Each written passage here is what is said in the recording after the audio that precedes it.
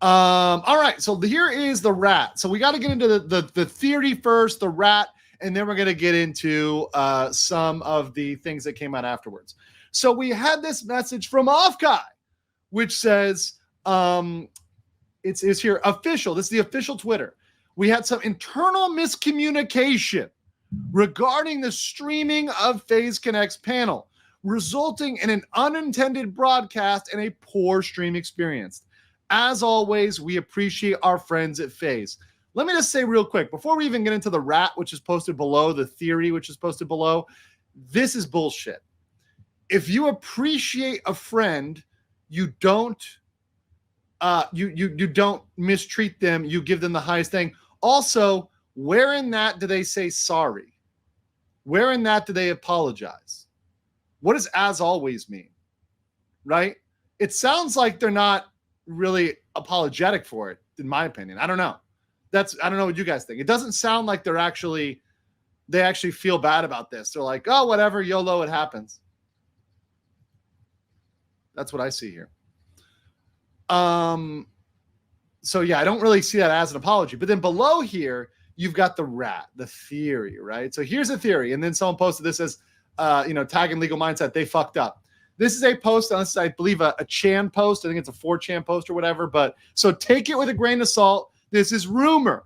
But what we always do, as with Niji Sanji, we look at the rumor and we line it up to the facts, right? So let's look at the rumor and let's see if it lines up with the facts. Offkai volunteer here for the general convention. Also, guys, mind the timestamp. Mind the timestamp. June 1st at 3 p.m., 3:43 p.m. in the afternoon. For the general convention, so not any specific group attendees, there are some unintentional mishaps, but there is some deliberate sabotaging of attendees that those in charge do not like. It is not company specific, more so individual specific. Take of that what you will. I do not want to sit by while they do this. Believe me or not, I don't care. My conscience is free now that I have posted this here. As far as I've been able to overhear, it will happen again at least one more time today and again tomorrow for the final events. Multiple groups of attendees will be affected. I will go the extra meter to do my best, which is interesting because their spelling and what that leads you to believe about their background. Do my best to prevent this for all of you and put up a defense. If you see someone being removed from the venue, they have stopped me. Please share this with the threads of other attendees. I do not have the time to type all of them, as I do not want to be sitting on my phone in the lobby. So this person is allegedly on the inside telling us it's going to go down. And then what happened was that was posted before the FaZe Connect panel. So the FaZe Connect panel happened after. Yeah, very Canadian spelling. Mitra, that's sort of like Britishy spelling, right? So even though this is in America, that probably wasn't Canadian. Now, they might have been throwing people off their trail and putting Mitra there to throw them off their trail, but who knows? Who knows? Could be a Brit as well. So we got a little bit of the timeline here. So this was told to us by Gator, but we also got this here from Zentropy, who said Offkai starts on time when Pippa and Tenma are stream per schedule. Supposed to last 90 minutes, right? 11:30 in, just as Pippa finishes a song, abruptly cuts to ads. 32:54, ads finally end, cutting to Pippa and Tenma in mid-conversation. Clearly not an intended break, skipped content. 36:49, cuts to ads again mid-sentence. Ads continue until 2:30 in the stream when the next scheduled main stage event starts.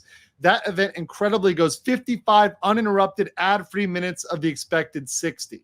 So somehow other streams are ad-free, but the FaZe Connect one is bombarded by ads, right? Did they change the ad setting to have heavy ads? Like, what did they do? What did they do? Well, we've got an official moderator for Offkai. This is an official moderator for Offkai. And here's some views that were expressed, apparently, according to what I see here, by this official moderator of Offkai. Gustavo BC says, people really need to stop giving neo-Nazis and grifters this much of a stage or space. It's going to suck fucking hard real soon. OFC, the motherfucker complaining about anti-white racism, is the Nazi with featured clips, including actual racist jokes, and admitting she's okay with slurs. LMFAO, go fuck yourself. Awful lot of neo-Nazis in the VTuber community, TBH, should have never let them get as popular as they have. So, making a statement that people are indeed neo-Nazis, right? So here we go. And here's another piece of this from also Gustavo. We see Pezzo Guy saying, then why did we get a single Tenma performance, wait like 10 minutes and get a random short talking segment? The phase ad is pretty good. Fucking stream, fucking ads, I'm out. I'm just really confused. What happened to the main stage event of phase? Did it end? It was cut so much we don't know what happened. I don't understand. Gustavo claims phase's decision, not ours. So right now, you have a representative Offkai who is either lying or telling the truth. And Sakana can come out right now and take that one portion where he says phase's decision, not ours, and prove, is that true? Was that really phase's decision or not? You also have last year this post by Gustavo, right? And let me pull this up in a different window. It's the image I downloaded. What a cute little rabbit girl. I wonder what her opinion on minorities are. Oh no. And then people need to start giving neo-Nazis, anti-white neo-Nazis. Imagine throwing random fuel in the fire by lying just because you can, legitimately tired of people like you, right?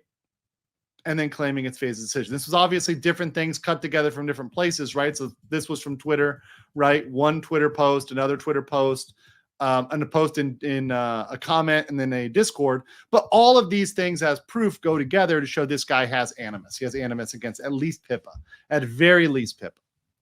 Definitely suspect. So people are saying this is blatant sabotage. This is out and out sabotage. Zentropy, who also posted the timeline, he came out here, said it on Twitter, said you can pretty easily find the Twitch mod, their Twitter account, and he's got several specifically anti-Pippa tweets in history.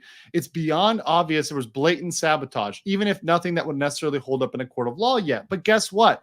The standard of proof for tortious interference isn't that high. You could be able to prove it with some of this stuff cobbled together with what happened, particularly if he was involved. If this guy was involved in any of this, and you can find that out, and you see the animus, that's enough. That's enough to get them to settle. It would be a real case. That would get Offkai to settle. Once again, everyone's worried about winning at trial. Winning at trial is not the thing. It's about, could you get them to settle? And you could. And a settlement could bankrupt Offkai. If the fish man wanted to, if he wanted to use his massive salmon Chad energy, he could bankrupt Offkai, right? If he wanted to. The question is, does he want to do that? And also, do you want to be perceived as like destroying a convention, right? Or do you just want to let the convention destroy itself? Sometimes it's better to just let the convention destroy itself, just pull out, make changes, do phase con. That would actually be the Giga Chad move. The big fish energy would be to make your own con and just make it more successful.